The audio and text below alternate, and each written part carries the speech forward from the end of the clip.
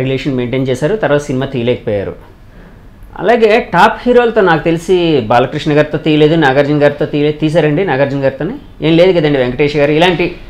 బాలకృష్ణ గారికి 85లో అడ్వాన్స్ ఇచ్చాం. మీరు డైరెక్టర్గా? అంటే మా తమ్ముడు ఇచ్చాడు. మన శ్రీనివాసరెడ్డి గారు, కెమెరామెన్ శ్రీనివాసరెడ్డి గారు. మా తమ్ముడు బాలకృష్ణ ఇంకా 4-5 ఫ్రెండ్స్ బాగా. సో అప్పుడు బాలకృష్ణతో సినిమా తీద్దామని ఒక అమౌంట్ అడ్వాన్స్ ఇస్తాం కూడా జరిగింది.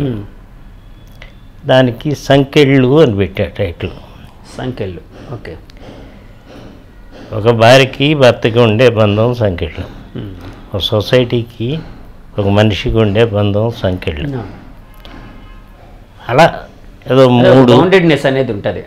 అది పెట్టి ఒక కథని మొదలు వెళ్ళి మా బావగారు అప్పుడు ఏసీపీనో ఎస్పీనో డీసీపీఓ ఓకే. రాబిన్ చార్లెస్ అని నా క్లాస్మేట్ చనిపోయాడు. అడు మంచి రైటర్ అనుకుంటా కదండి, తమిళ్లో చాలా ఫేమస్ కదండి. అవును. వాడు నేను మా బావగారి ఇంట్లో కూర్చుని ఆ కథను రెడీ చేసి వచ్చాం. ఈ మధ్యలో ఏం జరిగిందంటే విద్యారామారావు సినిమా అనుకుంటున్నా, బాలయ్యబాబుకి కాలు కొంచెం ఫ్రాక్చర్ అయింది. ఓకే. అప్పుడు ఆయన అమెరికా వెళ్ళాడు. ఆయన చాలా క్లియర్గా ఫలానా డేట్స్లో ఈ 15 రోజులు, ఫలానా మంత్లో ఈ 15 రోజులు, ఫలానా మంత్లో ఈ 15 రోజులు అని రాసి ఇచ్చారు. ఇంకా ఆయన వస్తే చేసుకుంటాం కదా అనుకున్నాం. ఆయన ఇప్పుడు జనవరికి అంతా రావాలి, ఆయన రాలేకపోతున్నారు హాస్పిటల్లో దీంట్లో. అప్పుడు మా తమ్ముడితోనే ఎవరితో మాట్లాడాడు, నాతో కూడా మాట్లాడినట్లు గుర్తు. ఆ డేట్స్ని బేస్ చేసుకోవద్దు, నేను వచ్చినాక మళ్ళీ మార్చేస్తాను. వచ్చారు, నేరుగా వస్తామే. ఆయన పుట్టినరోజుకు ఒక రోజు వెనక ముందులో వచ్చారు. అక్కడి నుంచి ఎన్టీఆర్ దగ్గరికి వెళ్తే ఆయన ఎంక్వైరీ చేశాడు, ఏం సినిమాలు చేస్తున్నావు ఏంటని. పిఏపి సుబ్బారావు గారి సినిమా, నా సినిమా, ఇంకోటి అది చెప్పాను. అందరికీ అడ్వాన్స్ రేట్ని ఇచ్చేయమన్నారు ఆయన. బాలకృష్ణ గారిని అడిగారు ఎన్టీఆర్ గారు, ఆయన చెప్పారు. సో అందరికీ మళ్ళీ అడ్వాన్సులు రిటర్న్ ఇచ్చాము. అప్పుడు ఆ బాధ్యతలు రాఘవేంద్రరావు గారికి అప్పచెప్పారు. అంటే ఓకే, ఆయనతో సినిమా తీసే బాధ్యత రాఘవేంద్ర గారికి. ఇంకా కొంచెం పెద్ద లెవెల్లో ఫాలో అవ్వమని. ఓకే. ఇప్పుడు పిఏపి సుబ్బారావు గారు తక్కువ ఏం కాదు, ఈజ్ ఎ గోల్డ్ మ్యాన్. అందరితో పాటు మనం కూడా పంపించారు బయటికి. అది నాన్నగారి కోరిక, ఎన్టీఆర్ గారి కోరిక. సరే, ఇంకా అక్కడి నుంచి నేను ఎప్పుడు అడగల డేట్స్ అని, ఆయన ఎప్పుడో ప్రస్తావన తీసుకురాలా. బట్ కలిస్తే సగం బాగున్నావా. సార్, మీకు ఎన్టీఆర్ గారితో కొద్ది చనువు ఉంది కదండి, అంటే ఎందుకంటే ఆయన సినిమాలు మీరు పనిచేస్తున్నారు అసిస్టెంట్గా అట్లాగా డైరెక్షన్ డిపార్ట్మెంట్లో. సో ఆ చనువు ఉండదు ఆయన దగ్గర. చనువు కాదు నా ఉద్దేశం. ఆయన వెరీ రిజర్వ్డ్. పొద్దున్న 7 అంటే 7కి వచ్చి అలా కూర్చుంటాడు. షార్ట్ అంటే వస్తారు, మళ్ళీ వెళ్ళిపోయి కూర్చుంటారు. సార్, ఇక్కడ నాకు చిన్న విషయం గుర్తొచ్చిందండి. ఎన్టీఆర్ గారు సెట్లో ఉంటే అందరూ మోగ సైకిల్ ఏవో చేసుకునేవారు కదండి, సౌండ్స్ రావు. పెద్ద టెక్నీషియన్ నుంచి పెద్ద ఆర్టిస్ట్ నుంచి అందరూ. ఏం సార్ అది? సైలెంట్గా ఉండాలి, డీసెంట్గా పనిచేయాలి, అంతే తప్ప ఆయన కమెంట్ చేస్తాడని కాదు. ఆయన ఏం పాపం ఒక గౌరవంతో అంతే. అంతేగాని ఆయన కోప్పడతారనో ఇలాగైనా అలాగనేం కాదు. ఏదైనా కావాల్సి వచ్చినా సైకిల్ చేసుకునేవారు ఇలా అన్నట్టు. అవును, అంటే డీసెన్సీ అంతే, అందుకనే ఏం కాదు. అంటే సార్ ఆ సమయంలో అంటే మామూలుగా ఒక చిన్నవాడిగా అడుగుతున్నాను, ఎందుకంటే ఎన్టీఆర్ గారికి మీ అమ్మమ్మ గారితో వాళ్ళతో అంటే మీ కుటుంబంతో పరిచయం ఉంది. అవును. సో ఆ టైంలో వెళ్ళి అడుగుంటే ఒక మంచి అంటే ఒక హీరో డేట్స్ మీకు వచ్చేవి కదా, అంటే మీరు ఎందుకు సార్ ఇంకా తర్వాత అంటే నాకు ఫస్ట్ నుంచి అలవాట్లేదు. ఇది కూడా మా తమ్ముడు ప్రయత్నం. ఓకే, బాలకృష్ణ గారితో సినిమా తీయడం మీ తమ్ముడు శ్రీనివాసరెడ్డి గారి ప్రయత్నం. తర్వాత మా తమ్ముడు 2 సినిమాలు చేశాడు. అదే అండి, మన పవిత్ర ప్రేమ ఇంకోటి చేశారు, ముత్యాల సుబ్బయ్య డైరెక్షన్లో. నాకు ఫస్ట్ నుంచి అలవాట్లేదు. నాకు తెలిసిన ఆర్టిస్ట్ కృష్ణ గారు అడుగుతా, నేను పని చేశాను. శోభన్ బాబు గారు ఎన్నోసార్లు ఒక మంచి యాక్షన్ సినిమా చేయమని కబురు పంపారు. మీతో మిమ్మల్ని నేను యాక్షన్ చేయలేను ఆయనతో. అదేంటి సార్, అంటే యాక్షన్ సినిమాలు తీశారు కదండి అంతకుముందు? నేను తీసా, ఆయన సూట్ కారుగా. ఆయన సూట్ కారు అనేది మీ డైరెక్టర్గా మీ జడ్జిమెంట్ పక్క. ఓకే. ఒక సినిమాకి విశ్వనాథ్ గారు డైరెక్ట్ చేశారు, దాంట్లో యాక్షన్ పార్ట్ అంతా కేఎస్ఆర్ దాస్ తీసాడు, సెంటిమెంటల్ పార్ట్ అంతా విశ్వనాథ్ తీసాడు. సో టోటల్గా ఆ సినిమా ఆళ్ళ. అంటే కేఎస్ఆర్ దాస్ గారికి విశ్వనాథ్ గారు అప్పచెప్పారండి అంతే, యాక్షన్ పార్ట్ తీయమని. అంటే ఆయనకి తెలియదుగా. ఆయన ఒక కైండ్ ఆఫ్ మూడ్ ఆఫ్ సినిమాలు తీశారు కాబట్టి నాకంటే బెటర్గా ఇతను తీయగలుగుతారనే దాంతోనే. అంతే. సో ఆయనతో అలా. సో శోభన్ బాబు గారితో అలాగే మీరే స్వచ్ఛందంగా తప్పించుకున్నారు. అవును. ఇక నాగార్జునతో నిన్నే పెళ్ళాడతా ముందు మనం అమ్మదొంగ అయిపోయింది. మనకి మంచి ఆఫర్ వచ్చింది. అబ్బాయి గారు అని ఉంటారు ఆయన, నాగార్జునకి మంచి సబ్జెక్ట్ అడిగి నిన్ను అడుగుతున్నారు అన్నాడు. ఏదో అనుకున్నా. 2-3 సార్లు ఫెయిల్ అయింది మా మీటింగ్స్. ఇంకా అక్కడి నుంచి మనం కట్టు అంటే నేను వెళ్ళను. ఇంకా అదే అంటే మీరు కథ చెప్పలేదు ఫైనల్గా ఆయనకి, ఆ మీటింగ్ పడలా, ఇంక వదిలేసాను దాన్ని. అలాగే రామానాయుడు గారి బ్యానర్లో మీరు ఏమైనా సినిమాలు చేశారు సార్? ఏం చేయలే. అంటే నాయుడు గారు మంచి ఇదే ఉండేది, సాన్నిహిత్యం అంతా ఉండేది. అంటే నా ల్యాబ్లు, నా బిజినెస్లన్నీ, నా సినిమాలు వాళ్ళ ల్యాబ్లో చేసేవాళ్ళం. వాళ్ళు మంచి అండర్స్టాండింగ్, నాకు కావాల్సినంత ఇచ్చేవారు, అన్నీ జరిగాయి బాగా. అప్పుడు కూడా సురేష్ బాబు గారు, సాగర్ నువ్వు చేసుకుంటే చేసుకో, లేదంటే నా బ్యానర్కి సినిమా చేయి అన్నారు. మనం ఎప్పుడూ వెళ్ళాలా. ఏంటో నాకు ఫస్ట్ నుంచి అలవాటు, నేను ఉన్నది నా దగ్గరే ఉండాలి. నేను ఇంట్లో ఉంటా, ఎవరో రమ్మంటారు, చాలా ఇంపాసిబుల్, కష్టం, వెళ్ళను. ఇక్కడికి వస్తే నేను హ్యాపీగా కూర్చొని మాట్లాడతాను. అది ఒక అలవాటు అయిపోయింది.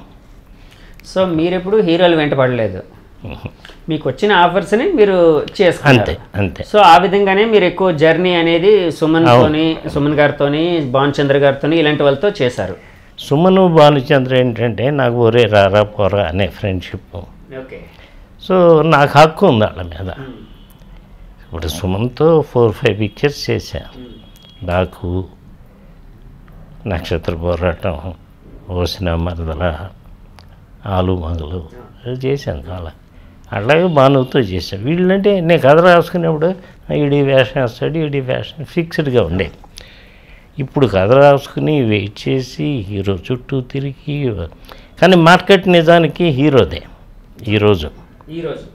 ఈ రోజు ఉన్న మార్కెట్ హీరోదే. కానీ ఆ రోజుల్లో అలా ఉండేది కాదు కదండి. ముగ్గురు, ప్రొడ్యూసర్, డైరెక్టర్, హీరో, ముగ్గురు ఉన్న సినిమా 100 రూపాయలకి అమ్ముతాం. ఒకడు ఉన్న సినిమాని 70,000కి అమ్ముతాం, 70 రూపాయలకి అమ్ముతాం. ఇద్దరుంటే 90 రూపాయలకి అమ్ముతాం, ముగ్గురుంటే 100 రూపాయలకి అమ్ముతాం. ఆ రోజులు వేరే. ఆ రోజులు ఒక స్వర్ణయుగమే కదా సార్. అవును. అందరికీ అంటే ఒక సమాన ప్రాతినిధ్యం అనేది ఉండేది, సమానమైన రెస్పెక్ట్ కూడా ఉండేది. అవును. అంటే ఇప్పుడు తగ్గిందని నా ఉద్దేశం ఏం కాదు, కానీ అంటే డైరెక్టర్లకు అయితే రెస్పెక్ట్ అనేది తగ్గిందనే చెప్పుకుందాం. తగ్గిందని మారల్స్ పోయినాయి, ఎథిక్స్ పోయినాయి. ఇప్పుడు కోదండరామరెడ్డి 96 సినిమాలు, 94 సినిమాలు చేశాడు. 96 అండి. ఆయన ఇంకో 4 తీస్తే సెంచరీ కొట్టేసి కూర్చుందామని చూస్తాడు. అవునండి, పాపం ఆయన చాలా కాలం నుంచి వెయిట్ చేస్తున్నారు. ఏం చేస్తుంది ఇండస్ట్రీ ఆయనకి అనుకుంటే ఏం చేయదు సార్. అంటే మీలాంటి పెద్దవాళ్ళకి చెప్పే వ్యక్తిని అయితే కాదు, కానీ అంటే మీకు తెలిసిందే కదా సార్, ఇండస్ట్రీ అనేది అంటే స్వచ్ఛందంగా ఎవరికో చేయదు, అంటే మనం వెంట పడితేనే కానీ మనకేమి ఇవ్వదు అని అంటూ ఉంటారు కదండి. అంటే కోదండరామరెడ్డి గారి విషయం వచ్చింది కాబట్టి ఆయన ప్రయత్నం ఏం చేయట్లేదేమో అండి డైరెక్షన్ చేయడానికి. అంటే ఎవరైనా వస్తే చేద్దామని అనుకుంటున్నారేమో. లేదు, అట్లాగేం లేదండి, చేస్తారు సార్. ఇలాగా ఇప్పుడు మీకు ఒక గ్యాంగ్ ఉండేదంటండి ఇండస్ట్రీలోని, అంటే 2-3 ఇప్పుడు టాప్ పొజిషన్లో ఉండేవాళ్ళు, మీరు బాగా స్నేహంగా ఉండేవారంట, ఒక గ్రూప్గా తిరిగేవారంట. అవును. ఎవరెవరు సార్? కెమెరామెన్ గోపాల్ రెడ్డికి, రవిరాజ పిన్శెట్టి, అల్లు అరవింద్ ఈవినింగ్సే కలుస్తాం ఎక్కువ. డైరెక్టర్ మురళీమోహన్, చాలామంది కలిసి ఉండేవాళ్ళం. సార్ అరవింద్ గారికి మీకు అంటే క్లాస్మేట్ అండి, స్కూల్మేట్? ఆయన స్కూల్మేట్. అంటే చెన్నైలో మీరు చదువుకునేటప్పుడు ఆయన కూడా అక్కడ చదువుకున్నారు? అవును. ఓకే. సో ఆ ఫ్రెండ్షిప్ అనేది ఉండేది. అవును. ఓకే. అరవింద్ గారితో మీ పరిచయం అంటే మీ ఫన్నీ ఇన్సిడెంట్స్, ఎందుకంటే స్కూల్మేట్స్ అనేటప్పుడు ఒక చిన్న రకమైన అంటే ఒక యువ రక్తం కదండి, ఒక చిన్న ఫన్ అనేది ఉంటుంది, వాళ్ళ మధ్య చిన్న చిన్న ఎలిమెంట్స్ అనేవి ఉంటాయి. అలాంటిది ఏమైనా ఉన్నాయండి? చిన్నప్పుడే మంచి జోక్స్ వేసేవాడు అరవింద్. బాగుంటాడు తమాషాగా. లైఫ్ స్మూత్గా ఉండేది అప్పుడు. ఇప్పుడు లేదని నేను అన్ను, 100% ఉంది. కాకపోతే ఏంటంటే వాళ్ళ బిజీస్లో ఉంటారు. ఇప్పుడే మనమే ఇంటర్వ్యూ ఎప్పటి నుంచో అనుకుంటున్నాం, ఇవాళకి పడింది. అలా వాళ్ళతో కలుస్తాం కూడా అలాగే ఉంటుంది. ఇప్పుడు నేను చాలా బిజీ డైరెక్టర్గా, I can't speak with somebody. అలాగే వాళ్ళు ఉన్న బిజీకి వాళ్ళు ఒక వ్యాపారం కాదు, 100 వ్యాపారాల్లో విస్తీర్ణించారు. ఒక 10 నిమిషాలు టైం ఇస్తే మనకి గొప్ప. అది వీడికి అంత పొగరా అనుకోకూడదు. డెఫినెట్గా ఆ 10 నిమిషాలు ఇస్తే గొప్ప. ఆ 10 నిమిషాలు మరే మన ఇద్దరం చిన్నప్పుడు టీ తాగాం, అదే ఎందుకు సోది, నాకు ఇది కావాలి నీకు ఇది కావాలి అంటే పోయే. ఓకే. అట్లా. సార్ దాసరి నారాయణరావు గారు అంటే ఇండస్ట్రీ మొత్తం గౌరవించేది, అలాగే మీరు కూడా గౌరవిస్తారు. దాసరి గారిని సినీ పెద్దగా యాక్సెప్ట్ చేసేవారు. అంటే ఆయన అంత బిజీగా ఉండి కూడా సినిమా పరంగా ఏ ఇష్యూస్ వచ్చినా సాల్వ్ చేసేవారు. అలాంటి దాసరి గారితో మీరు ఒక హీరోయిన్ విషయంలో గొడవ పడ్డారట. ఎవరా హీరోయిన్ సార్? ఏంట కదా? దీప. అప్పుడు రాకాశ్లో భానుచంద్రని పెడదాం అనుకున్నా, వాడికి చెప్పా, ఓకే అనుకున్నాం. మధ్యలో దాసనారాయణ గారి పిక్చర్ వచ్చిందని వాడు వెళ్ళిపోయాడు. దాంట్లో దీప ఆయనకి కావాలి. నేను తీసే సినిమాలో దీపను బ్లాక్ చేశా. అంటే మీరు యాక్చువల్గా భానుచంద్ర గారికి భానుచంద్ర గారితో మీరు సినిమా చేయాలి, ఆయన దాసరి గారి సినిమాకి వెళ్ళిపోయారు. సో దాసరి గారికి రాకాసులోకే 83లోనే మీ ఫస్ట్ సినిమాకే. సో ఆయన సినిమాలో చేయాల్సిన దీపను మీ సినిమాలోకి తీసుకుని వచ్చారు. అలాగే ఒక చిన్న పర్సనల్ క్వశ్చన్ సార్. చెప్పండి. దీప గారు మీ మీద చాలా క్రష్ పెంచుకొని మిమ్మల్ని పెళ్లి చేసుకోవాలని అనుకునేవారట, నిజమే అండి? ఆ లవ్ అఫైర్ అంటే ఒకవైపు నుంచి అండి, రెండు వైపుల నుంచి సార్? రెండు వైపు. అంటే నేను అసోసియేట్గా చాలా పవర్ఫుల్ వ్యక్తిని. సో అమ్మాయితో అక్కడ నాకు బాగా పరిచయం. ఆ పరిచయం ఎక్కువ మాట్లాడుకుంటూ ఉండేవాళ్ళం. ఆ మాటల్లో ఎప్పుడన్నా బయటకు వెళ్తాం, ఇవన్నీ జరిగేవి. షీ హ్యావ్ ఇంట్రెస్ట్, బట్ కాకపోతే మనకి వాళ్ళు మలయాళం అన్న ఫీలింగు, బట్ తెలియకుండా ఇన్ఫెక్షన్ ఉంటుంది. ఓకే, అనేది ఉంటుంది కదండి. అంతే. తర్వాత ఇంక మన దారి మనం, మన డైరెక్షను, మన గొడవలు, మన బాధలు. అప్పటికే మీకు మ్యారేజ్ అయింది కదా సార్? అయింది. ఓకే. యాక్చువల్గా చాలామంది సెలబ్రిటీలు వాళ్ళ జీవితంలో జరిగినవి బయటికి చెప్పకూడదు అనుకుంటారు, అంటే తెలియకుండా ఉండడానికి జాగ్రత్త పడుతూ ఉంటారు. కానీ మీరు చాలా ఓపెన్గా, మీరు ఫస్ట్ మ్యారేజ్ ఉండగా అంటే అలాగే ఇంకొక లవ్ మ్యారేజ్ చేసుకున్నారు, సెకండ్ మ్యారేజ్ చేసుకున్నారు, ఓపెన్గా చెప్పేవారు. అంటే ఎక్కడ దాచే ప్రయత్నం అయితే ఎప్పుడు చేయలేదు మీరు. సో అంటే మీరు ఆల్రెడీ డైరెక్టర్ అవ్వకముందు ఫస్ట్ మ్యారేజ్ కదండి మీది? మీరు డైరెక్టర్, సోలో డైరెక్టర్ అవ్వకముందు, తర్వాత డైరెక్టర్ అయిన తర్వాత సెకండ్ మ్యారేజ్ చేసుకున్నారు. సో అంటే ఆ పరిస్థితులు, అంటే సెకండ్ మ్యారేజ్ చేసుకోవడానికి లీడ్ చేసిన పరిస్థితులు ఏంటి సార్? అంటే సేమ్ ఫ్రెండ్షిప్ మెయింటైన్ అవుతూ ఉండేది. All of sudden father and mother అమ్మాయికి చనిపోయారు. ఓకే. ఇంకెవరు లేరు, ఉన్న తమ్ముడు. Convert situation. ఏంటో మనం వీరుడు అన్న ఫీలింగ్ చేసుకున్నాం. బట్ ఈ విషయాన్ని ఒకసారి చిరంజీవి గారి షూటింగ్లో, చిరంజీవి షాట్లో ఉన్నారు, మోహన్ బాబు, రమ్యకృష్ణ, నేను కూర్చున్నాం. ఎరా ఎలా ఉన్నావు, వైఫ్, మీ సిస్టర్స్ అందరూ బాగున్నారు. ఎవరు అడిగారండి? మోహన్ బాబు గారు అడిగారు. నా 2 భార్యలు, నా పిల్లలు అందరూ బాగున్నారు. రామకృష్ణ షాకు. ఎంతో ఓపెన్గా చెప్తున్నారు ఏంటంటే ఆయన ఒక భార్య అనుకుంటున్నాడు, 2 చెప్పేయాలి కదా, రేపొద్దున ఇల్లీగల్ కాదురా. అదే అదే అదే అదే మోహన్ బాబు గారికి కూడా అప్పటికి తెలియదండి? తెలియదు. ఓకే, అప్పుడే చెప్పారు. Okay okay okay okay sir, వాళ్ళు కూడా చాలా పవర్ఫుల్ అనుకుంటా కదండి అటు చెన్నైలో వాళ్ళు, మీ మిస్సెస్, మీ సెకండ్ మిస్సెస్ గారు వాళ్ళు పెద్ద ఆడిటర్స్ ఫ్యామిలీ. సార్ ఇది చాలామంది భర్తలకి ఒక చిన్న అడ్వైజ్ లాగా ఉంటుంది. మీరు అంటే ఒక స్త్రీతో జీవితాన్ని సాగించడమే చాలా కష్టం అనుకునే సమయంలో 2 భార్యలతో ఎలాంటి పొరపచ్చాలు లేకుండా చాలా సామరస్యంగా మీ జీవితాన్ని సాగించారు. ఆ కిటికీ ఏంటి సార్? ఆ గిట్టుకు సత్యమూర్తి గారు చెప్పేవారు నాకు, భలే ఉంది ఈ చీర నీకు అని బైక్ను పొగడాలంటాడు. మనం చేయలేదు, ఆయన చెప్తూ ఉండేవారు. ప్రధానికి బాగా చేసావు అనాలి బైక్ని, దే విల్ బీ కూల్ అని చెప్తూ ఉంటారు ఆయన. మనం ఎప్పుడు అలా చేయలే. నా గైడ్లైన్స్లోనే నేను, నా సిస్టమ్ ఇది, ఈ సిస్టంలోనే మనం ఉంటాం అనే పద్ధతిలోనే జీవితాన్ని గడిపాను. సో నీకు ₹1 ఇచ్చా, నీకు ₹1 ఇచ్చా, అయిపోయింది. ఇక్కడ రూపాయి పాలు ఇవ్వాల, ₹1 ఇవ్వాల, అట్లా. సో బాధ్యతలు కాదు, అదే బాధ్యతలు అనేవి ప్రేమ అనేది ఇద్దరికి సమానంగా పంచారు. చెన్నైలో కూడా ఒక భార్య గారు ఒకవైపు ఉంటే ఇంకో భార్య గారు ఇంకో వైపు ఉండేవారు కదండి కాలనీ. పాండిబజార్కి ఇటుపక్క భారతరాజా, ఇళయరాజా ఇంటి పక్కన ఒక ఇల్లు, పాండిబజార్కి ఇటుపక్క కన్నదాస్ ఇంటి దగ్గర ఒక ఇల్లు. సార్ భాగ్యరాజా గారు ఈ విషయాలు వచ్చాయి కాబట్టి అడుగుతున్నాను సార్. అంటే యాక్చువల్గా చాలామంది డైరెక్టర్లు ఉన్నారు, కథకులు ఉన్నారు. మన తెలుగు, తమిళ్లో అద్భుతమైన స్క్రీన్ ప్లే చేయగలిగే దర్శకులు మీ దృష్టిలో, అంటే మీకు బాగా నచ్చిన దర్శకులు, పాత వాళ్ళు కావచ్చు, కొత్త వాళ్ళు కావచ్చు, ఎవరు సార్?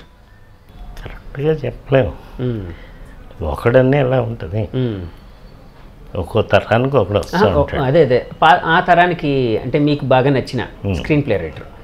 అప్పుడు మేము సమిష్టిగా చేసేవాళ్ళం. సో క్రెడిట్స్ అంత ఈజీగా ఒకళ్ళకి ఇచ్చేయలేము. రాఘవేంద్రరావు గారు మటుకు చాలా హోంవర్క్ చేసుకుంటారు, తక్కువ టైంలో ఎక్కువ హోంవర్క్ చేసుకుంటారు. అలా ఉన్నారు చాలామంది. మనం అప్పుడు కిరాయి కోటిగాడికి ఓ సబ్జెక్ట్ కావాలి హీరో కృష్ణ గారికి అని పెద్ద పెద్ద రైటర్స్ దగ్గరికి వెళ్ళేవాళ్ళు. అంటే వాళ్ళు తమిళకి, తెలుగుకి చేసేవారు. వాళ్ళ దగ్గరికి వెళ్ళి మంచి కథ కావాలి సార్, ఎవరైనా మంచి కథ అడుగుతారు, చెడ్డ కథ అడగరు జోక్. నిజమే కదా, ఎవరైనా మంచి కథ అడుగుతారు, నాకు చెడ్డ కథ చెప్పండి అని ఎవడు అడిగారు. అయ్యా సరే ఓకే, ఎవరు హీరో కృష్ణ గారు 6 months ఆగి కలువు అనేవారు. 6 months ఆగి మనం వెళ్తే కరెక్ట్గా ఇస్తాడు. హీరో డేట్స్ పెట్టుకుని 6 months ఆగమంటాడు ఏంటి ఈయన అని అప్పుడు సత్యమూర్తి గారిని పిలిపించి తిరిగా మెడ్రాసులో ఉన్న ప్రతి హోటల్లో లక్షలు బిల్లు కట్టేవాళ్ళం కథ కోసం. ఈ హోటల్లో కలిసి రాట్లా, ఇంకో హోటల్, ఇది కలిసి రాట్లా, ఇంకో హోటల్, అలా మెడ్రాసులో ఆల్ స్టార్ హోటల్స్లో ఉన్నాం. చివరికి ఏదో పట్టాం ఒక లైను కిరాయి కొట్టుకాడని. జనరల్గా ఫ్లాష్ బ్యాక్స్ అంటే ఇలా నేను చిన్నప్పుడు మా అమ్మ కొట్టింది, తిట్టింది, వెళ్ళిపోయి ఏదో చెప్తాం కదా. దీంట్లో ఏముండదు. అల్లు రామలింగ ఒక రౌడీ కోసం సిటీగా వస్తాడు. ఆడు ఒప్పుకున్నాడు కృష్ణ గారు. ఆయన కండిషన్స్, ప్రాణం తీయను, కాళ్ళు చేతులు తీస్తాను, దానికి ఓకేనా అన్నాడు. అయ్యి బాబాయ్ చాలండి అంతవరకు అంటే. ఇక్కడ శ్రీధర్ మిలిటరీ ఆఫీసర్ ఆడ వస్తాడు. సార్ నాకు చిన్న డౌటు, అసలు మీరు రౌడీ ఎందుకు అయ్యారు సార్? ఏముందయ్యా చదువుకోమన్నప్పుడు చదువుకోలేకపోయా, ఇంకోటప్పుడు అది చేయలేకపోయా, ఇది చేయలేకపోయా, ఆకలేస్తుంది, అడుక్కుంటే పెట్టట్లా, కోపం వచ్చింది, కర్ర ఎత్తి కొట్టా, అడి చచ్చాడు, అక్కడి నుంచి రౌడీ అయ్యా, దీనికి కరెక్ట్ ఇదే బెటర్ జాబ్ అని ఫిక్స్ అయ్యా అని 4 ముక్కల్లో చెప్పారు. ఓకే, ఫ్లాష్ బ్యాక్ అనేది చాలా సింపుల్గా చెప్పింది సార్. సింపుల్గా. సో అది పెద్ద హిట్గా సార్. పెద్ద హిట్. ఓకే, కానీ కిరాయి కొట్టుగాడు మన కోదండరామరెడ్డి గారి డైరెక్టరు, దానికి మీరు చీఫ్ కో అసోసియేట్ కదండి. అప్పట్లో కో డైరెక్టర్ అనే పదం ఉండేది కాదు, చీఫ్ అసోసియేట్ ఉండేది కాదు. Chief associate or chief assistant అంతే కదండి. కో డైరెక్టర్ అని ఎవరిని అంటామంటే, ఇప్పుడు నేనున్నా ఎవరి దగ్గర ఉన్నా సినిమాకి చేయాల్సి వచ్చింది అనుకోండి, పని చేయాల్సి వచ్చింది అనుకో, నన్ను అసోసియేట్ అనలేరు కదా. అవును అవును, అదే కో డైరెక్టర్ అంటారు, అట్లా ఆ పేరు వచ్చింది. ఓకే, కానీ ఇప్పుడు కో డైరెక్టర్ అనేది ఒక పదంగా మారిపోయింది, ఒక డిజిగ్నేషన్గా మారిపోయింది. అవును, అది సీనియారిటీని బట్టి కూడా ఇచ్చేవాళ్ళం. అవును అవును, మనకు పోయేది ఏముంది, మనకేం పోద్ది దానివల్ల. సార్ ఇప్పుడు మీరు అసిస్టెంట్స్ని సొంత బిడ్డల్లాగా చూసుకునేవారు, అందరూ మిమ్మల్ని డాడీ డాడీ అని పిలిచేవారు. అవును. ఒకసారి ఒక అసిస్టెంట్ వినాయక్ గారు అనుకుంటా కదండి, ఆయన ఒక రూమ్లో మీరు సిట్టింగ్లో ఉండేటప్పుడు ఆయన నిద్ర వస్తే మీ బెడ్ ఆయనకి ఇచ్చేసి మీరు కింద పడుకున్నారట, నిజమేనా అండి? నిద్ర పోతున్నాళ్ళని లేపితే ఒప్పుకోను నేను, అది డిస్టర్బ్డ్ అయిపోతాడు. అందుకని నిద్రపోతున్నాడు పడుకొని నేను ఇక్కడ పడుకుంటే నష్టం ఏంటి అన్న ఫీలింగ్లో ఉంటాను. అతన్ని ఎందుకు లేపాలి? అతననే కాదు, ఇప్పుడు మా పనేళ్ళు ఉంటారు, వాళ్ళు ఏదో పడుకున్నా నేను సౌండ్స్ లేకుండా నా పని నేను చేసుకుని వెళ్ళిపోతాను, వాళ్ళకి డిస్టర్బెన్స్ ఉండకూడదు. అట్లా నాకు ఏదో కొన్ని పెట్టుకుంటా, కొన్ని ఎథికల్ ఇవి కొన్ని వాల్యూస్ అనేవి ఉన్నాయి. సార్ ఇప్పుడు మీ దగ్గర నుంచి ఎంతమంది డైరెక్టర్స్ ప్రొడ్యూస్ అయ్యారు? అంటే ఒక వినాయక్ గారు కావచ్చు, ఒక శ్రీను వైట్ల గారు కావచ్చు, ఒక జి నాగేశ్వర రెడ్డి కావచ్చు, రవికుమార్ చౌదరి కావచ్చు, ఇలాగ ఎంతోమంది. అప్పట్లో ఇందాక నేను ఇంట్రోలో చెప్దాం అనుకున్నాను, ఈ విషయాన్ని మర్చిపోయాను, సో ఇప్పుడు అడుగుతున్నాను. ఓకే, యాక్చువల్గా ఇండస్ట్రీలో సక్సెస్ఫుల్ కమర్షియల్ డైరెక్టర్ అవ్వాలంటే మీ దగ్గర ఒక్క సినిమాకైనా క్లాప్ కొట్టాలి అనేది ఉండేది, ఒక చిన్న సెంటిమెంట్. అది వినేటప్పుడు మీరు ఎట్లా ఫీల్ అయ్యేవారు సార్? ప్రౌడ్గా ఫీల్ అవుతాను. కానీ ఇంకో విషయం చెప్తున్నా, వాళ్ళ టాలెంటు వాళ్ళ కృషే వాళ్ళ పైకి తీసుకొస్తుంది. నా దగ్గర చేసినంత మాత్రాన ఉండదు, అది వచ్చేసింది నాకు. అలా చాలామంది నా దగ్గర పనిచేయాలి, అలా ఒక్కొక్క సినిమా చేసిన వాళ్ళైతే చాలామంది ఉన్నారు.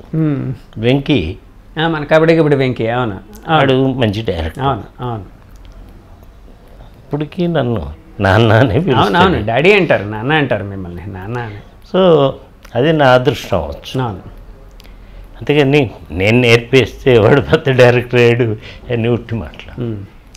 కానీ అంటే మీరు ఒక ప్రేమగా చూసుకోవడం అనేది ఉంది కదా సార్, కొంచెం ఫ్రీడమ్ ఇచ్చావు నేను బాగా. ఈ సీన్ నువ్వు ఎలా తీస్తావు చెప్పు అని తెలుసుకుని ఒక సర్టిఫికెట్ లాగా నువ్వు బాగా చెప్పారా, అరే నువ్వు ఇంకా నీలో మెచ్యూరిటీ రాలా. ఎందుకు బాగా చెప్పాడంటే, అంతకుముందు ఇది, ఇప్పుడు ఇది, మధ్యలో ఇది ఎలా చెప్పాలో కరెక్ట్గా చెప్పాడు అని అట్లా ఒక చిన్న ఇది. అవును, మోరల్ బూస్టప్ అండి. అంతే. అదే శంకర్ గారు, తమిళ శంకర్ గారు సిట్టింగ్స్లో ఉండేటప్పుడు ఒక మంచి సీన్ చెప్తే రైటర్లు అసిస్టెంట్లు వాళ్ళకి ఒక గిఫ్ట్ ఇస్తాడంటండి, అంటే చిన్న మోరల్ బూస్టప్ కోసం, అంటే వాళ్ళు ఒక రకమైన ఎంకరేజ్మెంట్ కోసం. సో అట్లాగే మీరు ఎంకరేజ్ చేసేవారు. భాగ్యరాజ గారు కొన్ని సీన్స్ ఎడిటింగ్ రూమ్కి వస్తాడు, ఇప్పుడు లాంగ్ బ్యాక్ ఏమిటండి, అప్పుడు ఆయన స్టోరీ రైటర్, డైరెక్టర్ కాదు. కుర్రాడిని పిలిచి, ఎరా నువ్వు ఎప్పుడన్నా ఎవరన్నా లవ్ చేసావా? లేదు సార్. ఎందుకు రా, నీ లైఫ్ చేసుకో, నువ్వు రా, లవ్ చేసావరా? చేశాను సార్. ఎలా చేసావరా అని వాడి తాలూకు ఇవన్నీ తెలుసుకుంటాడు. అంటే it make you small point.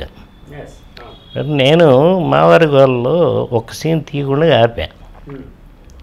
దాంట్లో ఏంటంటే నేను నిన్ను ప్రేమిస్తున్నాను అని చెప్పకూడదు, నువ్వు నిన్ను ప్రేమిస్తున్నాను నాకు చెప్పకూడదు.